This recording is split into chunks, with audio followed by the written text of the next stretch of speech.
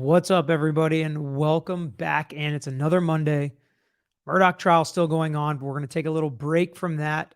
You might be listening during the lunch break of that trial on Monday to give a Brian Kohberger case update because some stuff has happened since we last talked. Most of it centered around the gag order, sealing of documents, what we will see, what we won't see, what the reasons for that are. And I think it's important to remember that in a lot of the discussions and a lot of the hearings that we've seen and what the judge has said at this point is we can rely on the court documents, what we get from the docket. They can't make any extrajudicial statements, but they can discuss, this motion was filed, this motion was denied, or maybe some things that actually got into the public court documents, but that may be changing. And the first thing we're going to look at here, I'm going to save because we've already talked a little bit about Shannon Gray's objection to the gag order. We've seen Kohberger's response to that. Today, we're going to look at the state's response to that. But before we get there, we have also reviewed some discovery requests and discovery answers in this case. And we have been able to see kind of what each side may be looking at. What do they have? What do they not have? We don't get to see the documents specifically, but we get to at least know where they may have certain evidence or not, or what theories of the case may be based on some of the questions and answers in discovery, because that's really what you're doing in the discovery process is figuring out what evidence is there. So we're going to start by looking at a few discovery documents and then finish looking at the state's input on what they think should happen with this gag order. So if you're interested in this case and you want to continue following with us, please hit that subscribe button and like this video to let me know that you're interested in these Idaho 4 cases and continuing to follow along even before we have that preliminary hearing. So let's get to, let's see, where do we want to start here?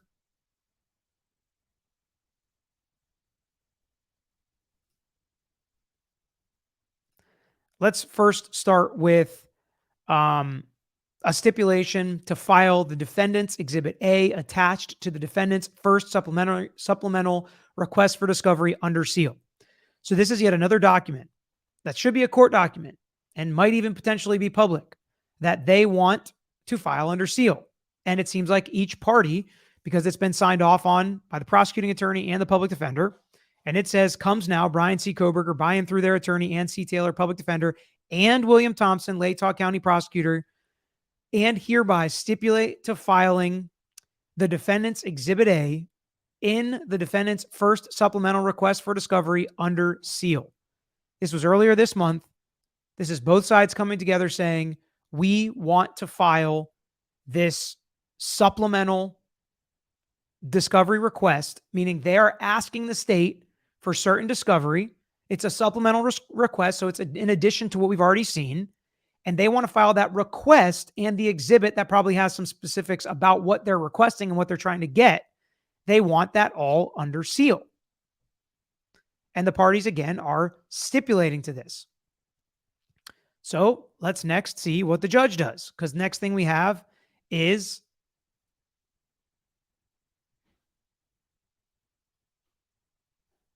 the judge's order. They had a hearing a couple days after that was filed. And the judge had an order, which I think this is it. Yes. The order to file defendant's Exhibit A attached to the defendant's first request for supplemental discovery under seal. This matter came before the court on February 10th, 2023 on the stipulation to file defendant's Exhibit A attached to the defendant's first supplemental request for discovery under seal. The hearing was held via Zoom. William Thompson Jr. and Ashley Jennings appeared on behalf of the state, and Taylor appeared on behalf of Mr. Kohberger. The court reviewed the stipulation, considered the arguments presented. Here's the important thing that we're going to continue to weigh in this case. He weighed the interests in privacy and public disclosure and announced its findings of fact on the record. Therefore, pursuant to these rules, the court finds it necessary to seal Exhibit A. Because what is the reason? Why are we sealing Exhibit A in this request for discovery? The documents contain facts or statements that might threaten to endanger the life or safety of individuals. What life or safety of individuals might be endangered? The only thing I can think of is some potential witnesses, roommates, people that were there that people may blame or, say they had a part in it, or say they're a co-defendant or a co-conspirator, or they should have done this or should have done that, or it's their fault. And we don't want to put those people in danger because we see some of the vitriol and public response to this case and everyone involved. That's the only people I can really see would be in danger, because if Kohberger's behind bars, is anybody else in danger specifically with this case? People, you could argue, are always in danger. But who's in danger specifically for keeping this under seal? That's all I can think of. Let me know in the comments if you can think of anybody else. Maybe Kohberger's family.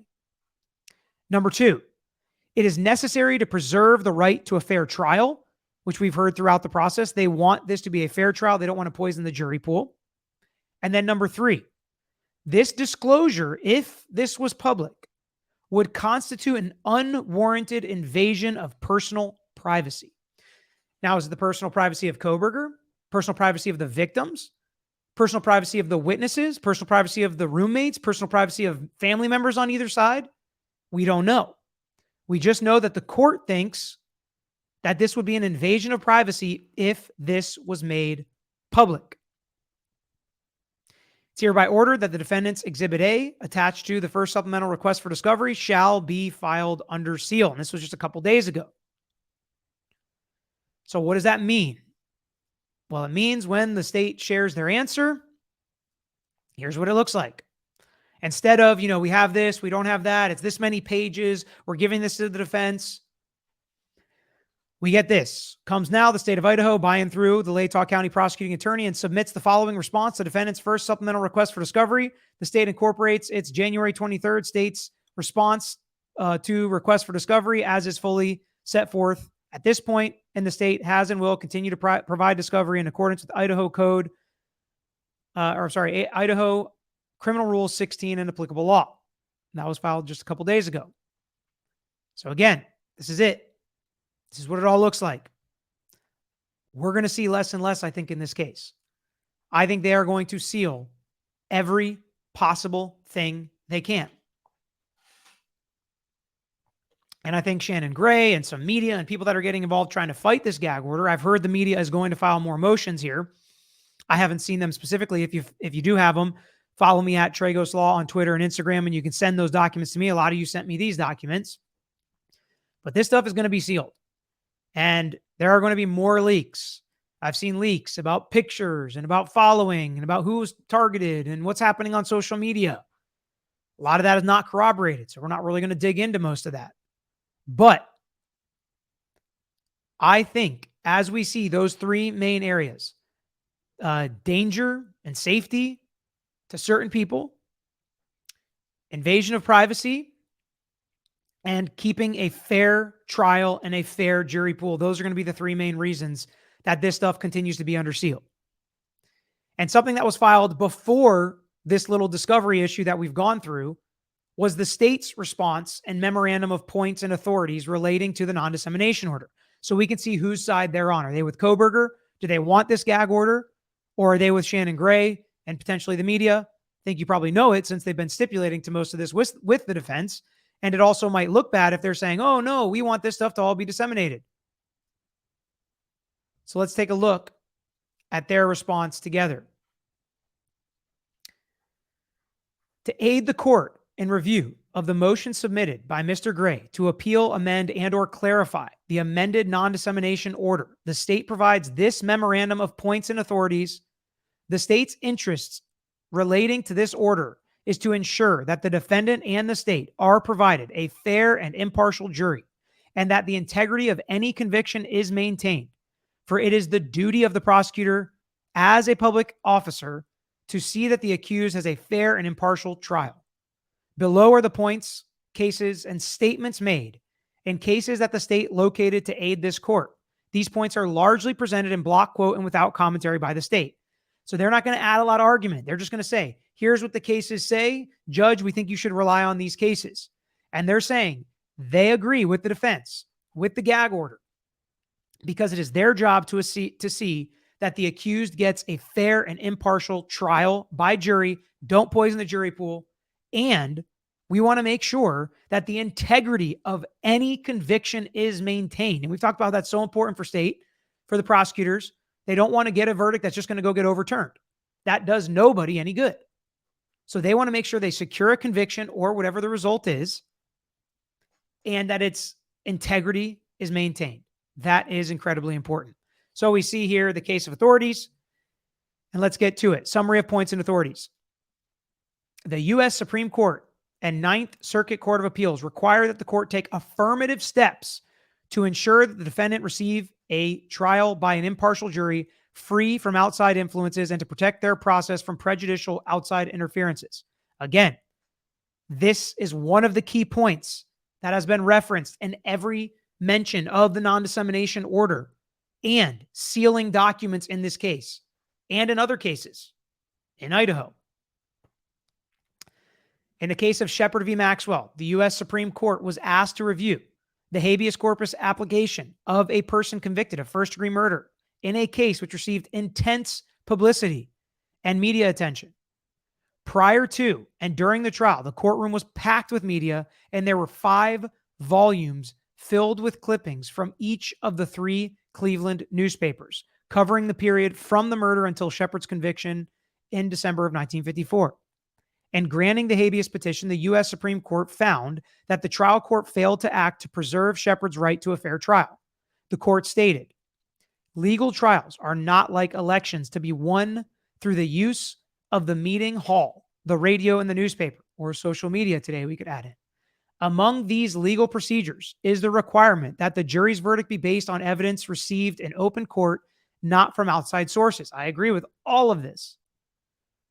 Thus, in Marshall v. U.S., we set aside a federal conviction where the jurors were exposed through news accounts to information that was not admitted at trial. We've talked about this a ton, right? This is one of the reasons I haven't watched the Murdaugh Netflix documentary, even though all of my family at our family dinner on Sunday wanted to talk about it. I was like, I haven't watched it, but I know there's a lot of stuff in there that's not coming into the trial. This is why we don't want to watch that. We don't want to base our decisions, even as we watch these trials and cases together. We don't want to base our decisions off stuff that does not come in a trial, because that is a wrong decision. And we want the jury to get to the right decision, only relying on what they see that happens in trial. And this is some of the case law that backs that up. We held that the prejudice from such material may indeed be greater than when it is part of the prosecution's evidence, for it is then not tempered by protective procedures. At the same time, we did not consider dispositive the statement of each juror that he would not be influenced by the news articles, that he could decide the case on the evidence of record, and that he felt no prejudice against petitioner as a result of the articles. Even though each juror indicated that he could render an impartial verdict despite exposure to the prejudicial newspaper articles, we set aside the conviction holding. So even though the juror said, nope, we can be fair and impartial, we're not going to listen to any of that. A lot of you condemned lawyers that have said that in other cases. And I've said, we've got to trust the jurors. We've got to trust the jury pool. We've got to do everything we can for it. But there are some times that is very difficult, impossible, maybe impractical, improbable, where the court feels like they have to step in. This has happened before, so it's not unprecedented. With his life at stake, it is not requiring too much that the petitioner be tried in an atmosphere undisturbed by so huge a wave of public passion. Sometimes that can happen by a change of venue, pulling jurors from elsewhere, taking the case to a different city, state, county, whatever it may be. Regarding the statements of witnesses and other possible participants to the press, the U.S. Supreme Court stated, secondly, the court should have insulated the witnesses. Again, this is also why we have sequestration at will, and in many instances disclosed their testimony. A typical example was the publication of numerous statements by Susan Hayes before her appearance in court regarding her love affair with Shepard. Although the witnesses were barred from the courtroom during the trial, the full verbatim testimony was available to them in the press. This completely nullified the judge's imposition of the rule. Thirdly, the court should have made some effort to control the release of leads, information, and gossip to the press by police officers, witnesses, and counsel for both sides. And that's underlined, because that's exactly what the court is trying to do in this case. Specifically, control the releases of leads, information, and gossip from police officers, everybody involved in the investigation, from witnesses, and from the attorneys involved. And the judges don't just make up this stuff, right? They don't just pull it out of you-know-what and throw it together and make a gag order, a non-dissemination order. They get it from case law like this. Much of the information thus disclosed was inaccurate, leading to groundless rumors and confusion that the judge was aware of his responsibility in this respect may be may be seen from his warnings to Steve Shepard, the accused brother, who had apparently made public statements in an attempt to discredit the testimony for the prosecution. The judge made this statement in the presence of the jury, and it is obvious that the judge should have further sought to alleviate this problem by imposing control over the statements made to the news media by counsel, witnesses, and especially the coroner and police officers. Interesting. They specifically call out the coroner in this case. Finally, the court ultimately held due process requires that the accused receive a trial by an impartial jury, free from outside influence. Given the pervasiveness of modern communications, this was back then, and the difficulty of effacing prejudicial publicity from the minds of the jurors, the trial court must take strong measures to ensure that the balance is never weighed against the accused. Again, this is why everybody thinks a lot of lawyers are biased at the beginning of cases, but no. We do everything we can to protect the accused. It's different. We strip rights from those people that have been convicted, especially of felonies. They lose their rights. They lose the benefit of the doubt. But before they are convicted, we do everything we can to protect their rights, which is how every single person should feel in a free country. And appellate tribunals have the duty to make an independent evaluation of the circumstances. But where there is a reasonable likelihood that the prejudicial news prior to trial will prevent a fair trial, the judge should continue the case until the threat abates, or transfer it to another county not so permeated with publicity. In addition, sequestration of the jury was something the judge should have raised sua sponte with counsel. The courts must take such steps by rule and regulation that will protect their processes from prejudicial outside interferences. And you guys all ask, why didn't they sequester the jury? Why don't they sequester? Why don't we do this? Why don't we do that? Well, guess what? This is case law instructing judges to do that when they feel it's necessary. Bring it up. Do we need to do this in this case? And a lot of you have thought it needed to be done in other cases. And if there are issues, this is why lawyers point to case law like this. A lot of what you all agree with. Neither prosecutors, counsel for defense, the accused, witnesses, court staff, nor enforcement officers coming under the jurisdiction of the court should be permitted to frustrate its function. Collaboration between counsel and the press as to the information affecting the fairness of a criminal trial is not only subject to regulation, but is highly censorable and worthy of disciplinary measures. These notions are further reflected in the Ninth Circuit Court of Appeals precedent in the case Farr v. Pitchess, where the court considered a trial order that prohibited any attorney, court attaché, or witness from releasing for public dissemination the contents or nature of proposed trial testimony or other evidence. In upholding the order, the Ninth Circuit Court of Appeals stated, in a criminal case, the trial judge has a duty and obligation to attempt to protect the right of the defendants to a fair trial, free of adverse publicity. So it's very clear, in case anybody's wondering, the right to protect the accused is weighed heavier than the right for we in the public to know what's going on or to discuss this case. Where the case is a notorious one, that burden on the court is heavy. The most practical and recommended procedure to ensure against dissemination of prejudicial information is the entry of an order directing that attorneys, court personnel, enforcement officers, and witnesses refrain from releasing any information in which interfere with the right of the defendant to a fair trial. The language of the Shepard Court is not equivocal. The duty of the court to enter such orders and authority for enforcement are spelled out. And we've already looked at that Shepard case. So they're saying, like, judge, when you know this is an issue, you better do everything you can to prevent poisoning a jury pool and infringing on the rights of the defendant to get a fair trial. The court has power to evaluate the types of speech which would impact the right to a fair trial and to take measures where a case is highly publicized. In the case of Gentile v. State Bar of Nevada, the U.S. Supreme Court considered whether a disciplinary action by the State Bar of Nevada against a defense attorney for holding a press conference and stating that his client is innocent of the charges and that the police department was corrupt violated the dictates of the First Amendment. This is back in 1991. We've had similar issues happen in cases recently, and we've had similar issues where lawyers are starting to get disciplined for what they say on behalf of their clients. While the court found the defense attorney's statements were protected by the First Amendment, it noted that his conduct did not demonstrate any real or specific threat to the legal process, and that only the occasional case presents a danger of prejudice from pretrial publicity. The holding in Gentile that the bar on the attorney's one-time political speech violated the First Amendment was well distinguished by the U.S. District Court in Louisiana when it considered a gag order relating to a highly publicized criminal case and stated, in Gentile, the defendant was indicted, and within a few hours of the indictment, the attorney held a press conference. The attorney denounced the government and charged certain officials with corruption. This occurred 6 months before the trial and was a one-time event. After trial, the attorney was brought before the State Bar Association for violating its general prohibition against lawyers making statements to the press that would have a substantial likelihood of materially prejudicing the proceedings. And this is what I was telling you. Like, there are already rules in place that we can't go do things that we know are going to prejudice or have substantial likelihood to prejudice the proceedings. Those are already in place. So that's why non-dissemination orders are above and beyond that. The Bar Association recommended a private reprimand, which was affirmed by the state Supreme Court. The attorney appealed in terms of distinguishing features.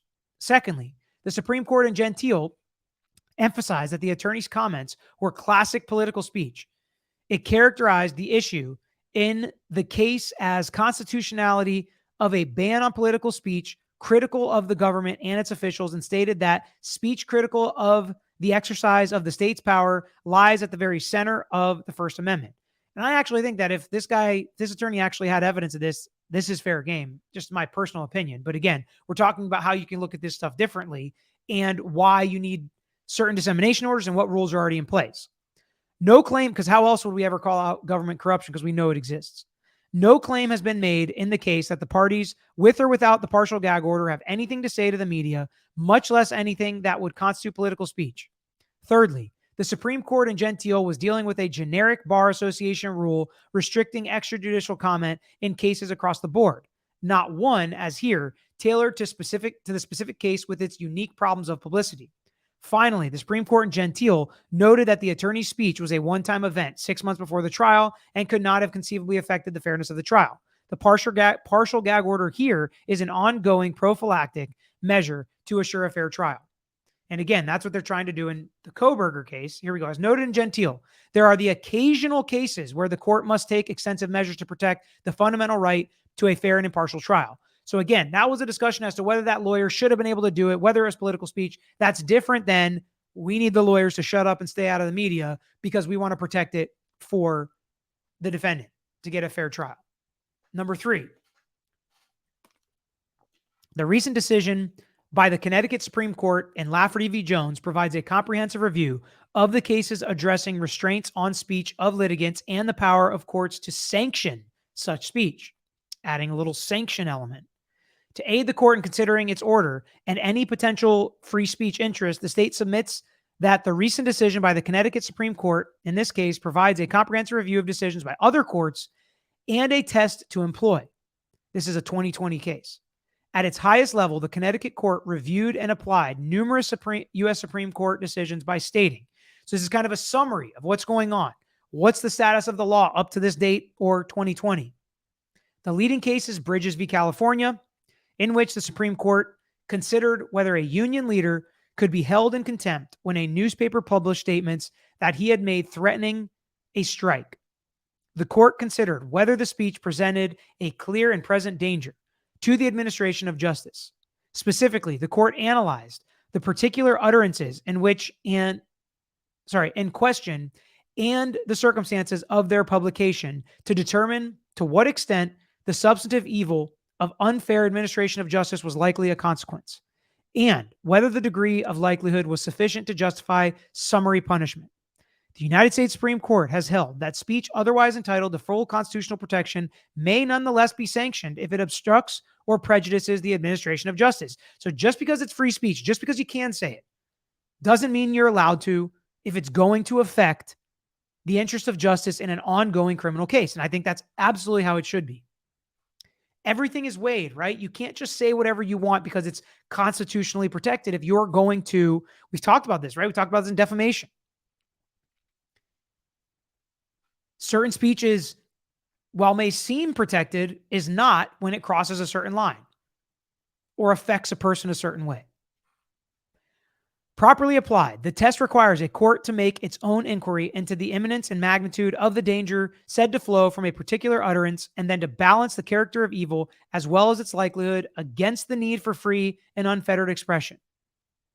After reviewing the standards applied by the U.S. Supreme Court and other courts, the court in Jones chose to apply the most rigorous and searching review of any infringement on First Amendment rights.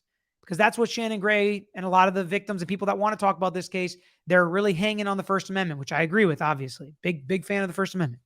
The United States Supreme Court has held that speech otherwise entitled to full constitutional protection may nonetheless be sanctioned if it obstructs or prejudices the administration of justice. Importantly, a rule governing speech, even speech entitled to full constitutional protection, need not use the words clear and present danger in order to pass constitutional muster. Because the Supreme Court has not yet clearly supplanted clear and present danger in the area of extrajudicial speech, we will use it as a guideline in our analysis. Even still, it is necessary to refine the standard to our present circumstances to incorporate the requirements of Brandenburg and the inquiries outlined in Gentile. Properly applied, the test requires a court to make its own inquiry into the imminence and magnitude of the danger said to flow from the particular utterance, and then to balance that character of evil as well as its likelihood against the need for free and unfettered expression. So we're hearing different ways to say the same thing we've been saying. We balance the public's free speech and being able to talk about it and freedom of the press versus a fair trial for the accused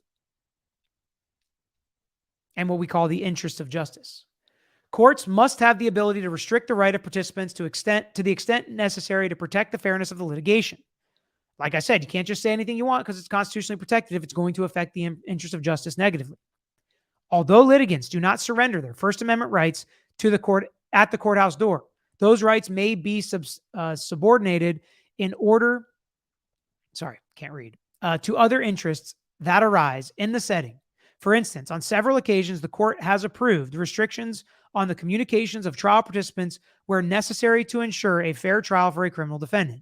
In the conduct of a case, a court often finds it necessary to restrict the free expression of participants, including counsel, witnesses, and jurors.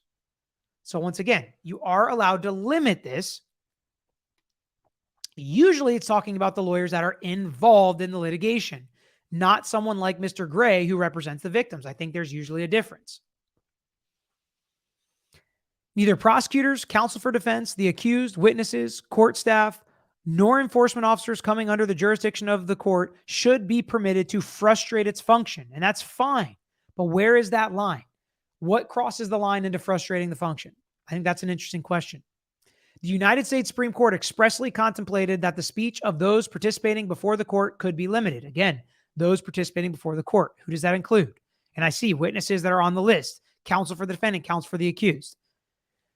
The distinction between participants in the litigation and strangers to it is brought up in sharp relief by the holding in the Seattle Times v. Reinhart. The primary danger of extrajudicial speech to the administration of justice must be that the outcome of a judicial proceeding or the ability of the court to do its work might be improperly influenced by people who have no legitimate part in the court's resolution of the matter. Of course, the person making an extrajudicial statement might actually be a party in an ongoing proceeding, or an out-of-court statement might not affect the pending matter, but might influence the court of some future proceeding. The point is that an attempt to interfere with the outcome of a case is properly punishable because justice is being affected through means other than those established for the proper disposition of a controversy. So, nobody should be trying to make this an unfair process. Nobody, in or outside the courtroom, involved or not involved in the litigation. A related but necessary inquiry considers the timing of and the nature of the speech. Speech is more likely to interfere with the administration of justice if it is calculated to intimidate or threaten other participants in the litigation. Additionally, the possibility that other measures will serve the state's interests should also be weighed. We also consider whether the sanction is narrowly tailored to achieve the government's substantial interest in ensuring the administration of justice. And these are some vagaries that we can argue about, right? So, what is something that is narrowly tailored just to achieve this goal? Not a complete ban, not banning every document that's filed, but specifically and narrowly tailored just to achieve that goal. And lawyers could argue about that for days. And I think that's kind of what we're arguing about here if we're Shannon Gray. Upholding contempt order under clear and present danger test when non-party appeared on a television show and accused the party of the court proceeding of being from a family with court-admitted hoodlum connections and called a witness a professional sneak and liar. So these are the kind of statements we don't want. These are the kind of statements we want to protect against, whether it's Shannon Gray or anybody else that may say something like this. Not to say that he has or will, but this is what the court is trying to protect against. And I think there are a lot of ways to do this. Thus, the Jones Court outlines a two-part inquiry while incorporating standard First Amendment jurisprudence on tailoring, which largely requires the court to identify the party seeking to speak, the timing and nature of the speech, and whether such speech should cause a clear and present danger to the defendant's right to a fair and impartial trial. Finally, the state submits the attached affidavit of William Thompson, which we already read, which notes that the members of the Goncalves family, represented by Mr. Gray, are potential witnesses. But let's read that second to last paragraph one more time, because what we're trying to figure out is, what do we need to do to make sure we protect Kohberger's right to a fair trial? We want to do that. Everybody should want to do that. But we shouldn't ban all speech about the case. We shouldn't ban all extrajudicial comments. We should ban comments like, you better not come and testify for Kohberger, or else you're also involved. You also are to blame if you come and testify on his behalf. We don't want that kind of intimidation. We don't want that kind of effect on a just outcome. We don't want that to be an appellate issue and potentially overturn a conviction in this case. So all of us should be on the same page with that, including the victims, including Mr. Gray. But let's look at this one more time. The Jones Court outlines a two-part inquiry while incorporating the standard First Amendment jurisprudence on tailoring, meaning make sure it's limited to just what we need to do to protect, which largely requires the court to identify. They need to identify the party seeking to speak. Who is it? Who are you saying can't speak? The timing and nature of that speech. When can they not speak? Can they talk after the trial starts? Can they talk after the result, whether it's a conviction or acquittal? And three, whether such speech would cause a clear and present danger to the defendant's right to a fair trial. That's what we're really talking about, right? Can we make an interview? Can we talk about what's happening in this hearing? Can we talk about what the two sides argued? Why is that going to create a clear and present danger to the defendant's rights to a fair trial? We won't comment on the evidence. We won't comment on the witnesses. We'll just say, here's what the state argued. Here's what they had. Here's what the defense argued. We should be able to make some comments like that if we're Shannon Gray and if we're the victims in this case. I really think they should be able to make certain comments like that without creating a clear and present danger to the defendant's right to a fair trial. You notice they're not talking about danger or privacy issues in this gag order, which they've done in sealing documents. Somebody's in danger, safety, or privacy issues. We don't hear that here. This is fully focused on the defendant's right to a fair trial. And to me, I think it could be more narrowly tailored. To me, I think they should be able to make certain comments and certain statements and talk about the case if they want to. I know a lot of you disagree with that, and that's fine. But I think they should be able to make certain statements, and I think we can tailor this a little more narrowly to keep out any speech that has a chance to create a risk to the defendant's fair trial. Keep it all out. I totally agree with that. But I think we need to balance the rights a little bit more here personally. But I don't think the judge is necessarily wrong in what they're trying to do. As we saw in some of the case law, they are obligated to do everything they can as early as they can to protect this process. And I think that's what they're doing. But let me know what you think in the comments. Do you think they're doing it right? Do you think they should be allowed to speak? Most of you think no. Leave the gag order. Leave the non-dissemination. Let's protect this process. We don't need to talk about it. We don't need to know. And I want to hear from you guys because you are the people affected by these laws. And that's why it's really important to get in the conversation. And if you enjoy this, again, let me know by liking the video and subscribing to the page. And let me know if you do subscribe during this Kohberger case, because we're going to continue to cover it as long as you guys are interested in what's going on in the courtroom and with the lawyers in this case. So hopefully you enjoyed this video. Hit that like button on the way out, and I'll see you tonight talking Murdoch.